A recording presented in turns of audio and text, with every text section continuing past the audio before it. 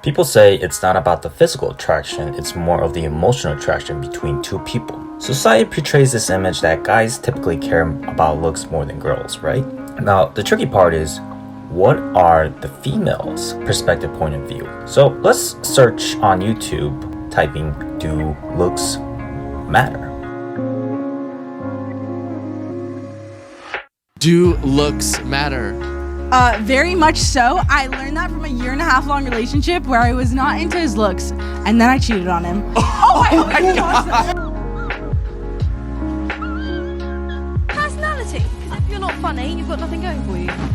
I think personality, personality. Myself, anyways, personality. Yeah, I do personality. Yeah. Seems like majority of girls' answers regarding looks don't really matter, but personality is the trait that matters the most. Will be the fair assumption.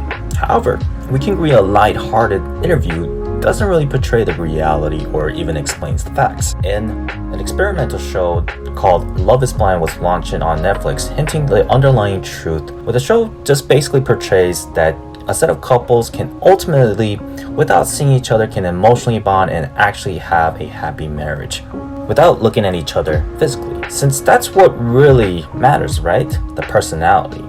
There's one couple that grew a couple concerns as the show went on. What if deep inside, looks do matter, but people were lying and trying to avoid any judgmental regards from other people? So, I had to look at the cold hard facts and research the truth to find out if looks truly matter. Society portrays an image on women that they are. A societal gender is considered more understanding and considered an empathetic figure. So the female perspective point of view on what they found attractive traits on a male were the following: great personality, goal-oriented, stable position in their career. Seems like a couple of the top 3 shown in this survey conducted. And however, the number 1 trait comes out to be confidence. However, the question arises, what does a woman picture when she thinks of a confident guy? Now, we will get back to that topic soon. Let's first talk about height. A study was conducted where 3 men who were relatively tall and 3 men who were relatively short. Found 3 brave volunteers. Stu is the shortest. How tall are you? I'm 5 foot. Rob is 5'3". He prefers taller women. David is getting married this fall.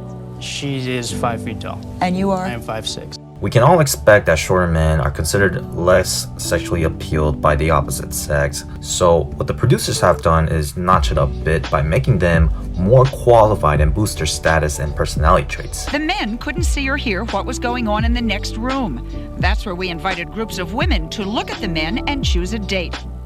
We said besides being a doctor, he was also a best-selling author and champion skier who just built his own ski house. Does that affect your choices?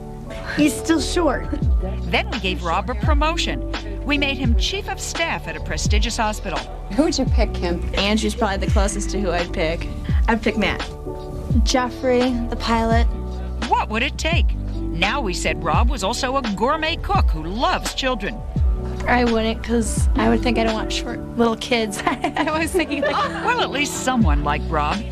But if it was this harsh for him at 5'3", what would it take to get a date for Stu at just 5 feet? First, we made him an up-and-coming actor. No. Not. Then we said Stu had made millions by age 25. No? Not for me. Nothing worked. How come nobody picks Stu?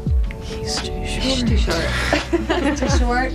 We asked if there was anything we could add to make Stu irresistible. Maybe the only thing you could say is that the other 4 are murderers. Right. Now the thing is, these appeals seems to be installed at a very, very young age. We found out how very early it begins. We gave elementary school students a test, asking them to match a small, medium, or large figure of a man with a series of words. Which man is handsome? Which man is yucky? The kids overwhelmingly picked the tall figure for strong, handsome, smart. They circled the short figure for sad, scared, and weak. More than half also picked the short figure for dumb, no friends, and yucky. When you grow up and you get married, do you want your husband to be tall, medium, or short? Tall. Tall. Tall. Some might beg to differ and say, well, we don't know their personality and it's quite unfair. They haven't spoke yet, so it's not okay to make a judgment based off them not even speaking. Before Love is Blind, there's been a show called Dating in the Dark. The whole show's concept was actually you can emotionally connect with someone without physically looking at someone, by basically the emotional connection that they have with each other. Sadly, a woman contestant admitted that she was no longer attracted to a certain gentleman after the physical appearance was revealed.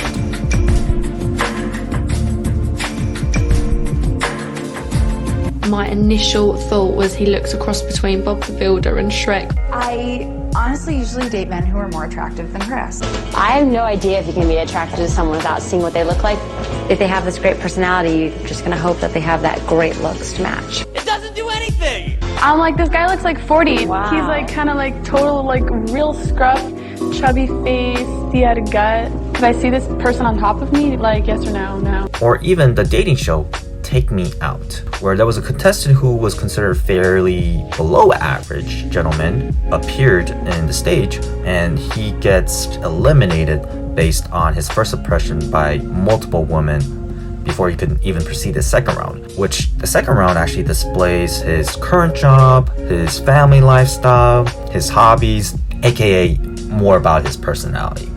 However, out of the 30 women, no one actually gave a chance to introduce or gave him the ability to speak more about himself. These are one of the many examples that looks are undeniably one of the major factors that affect what women and men find attractive among the opposite gender. Now, the thing is, scientists has found that attractive facial features includes symmetrical, distinct jawline to symbolize fertility, youth, health, and intelligence. So we assume that we can have a healthier and a more attractive offspring to pass out our genetic traits. So it kind of makes sense if we line everything up, girls love bad boys. Going back to the picture, which one of these pictures would you consider is a bad boy? As we dig deeper, it seems like they actually prefer bad boys based on what the societal image has been portrayed. Now, compared to men, women have so many choices when it comes to dating and who they can actually select at the end. So